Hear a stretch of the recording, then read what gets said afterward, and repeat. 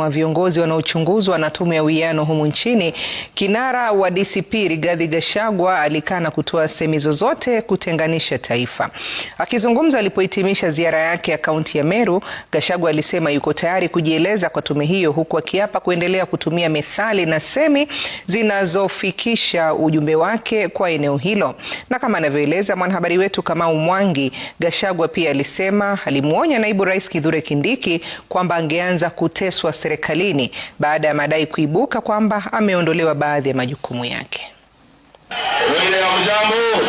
Baada ya kutajwa kuwa miongoni mwa viongozi wanaotoa semi zinazokosolewa kwa madai ya uchochezi, kinara wa DCP Rigathi Gachagua sasa amekanusha madai hayo. Akizungumza huko Buri, kaunti ya Meru, muda mfupi baada ya tume na uwiano na maridhiano NCIC kumtaja kuwa kati ya viongozi wanaochunguzwa, kinara huyo amesema methali na mafumbo anayotumia kutoa ujumbe wake hayana madhara yoyote kwa taifa. Sisi tunasema kuua nyoka ni kufukuza William Ruto kwa kura. Kuua nyoka pamoja na mayai ni kufukuza wale wote wanatembea na Ruto kupitia kura. Kwa sababu sisi we speak in proverbs, we speak in symbolism and figurative language for effective communication. Akiapa kuendeleza jumbe zake kwa semi wanazoelewa wakazi wa Mlimani, Gachagua amesema yuko tayari kujieleza kwa tume hiyo kuondoa dhana na lengo la kuvuruga amani ya taifa. Sisi tuseme hatuna hate speech.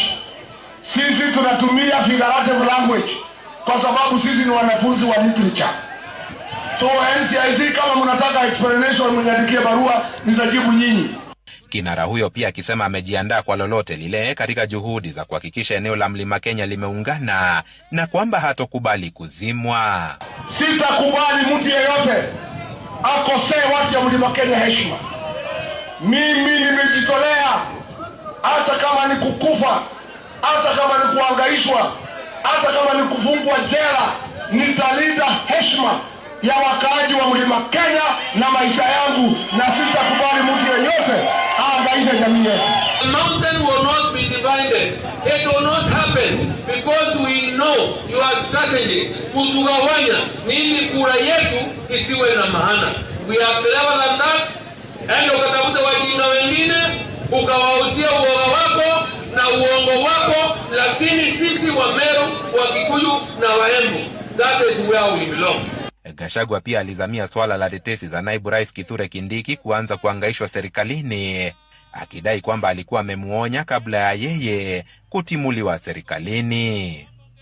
Kwa hivyo Kindiki, ile unapata ni ugonjwa wa kujitafutia, ile unapitia ni miba ya kujitafutia. Na nilikwambia, I told Professor Kindiki, don't dance on the grave of your brother, because siku moja pia utapata shida. Kamau Mwangi, Runinga Citizen, Mojojone, kaunti ya Meru. Serikali ya Kenya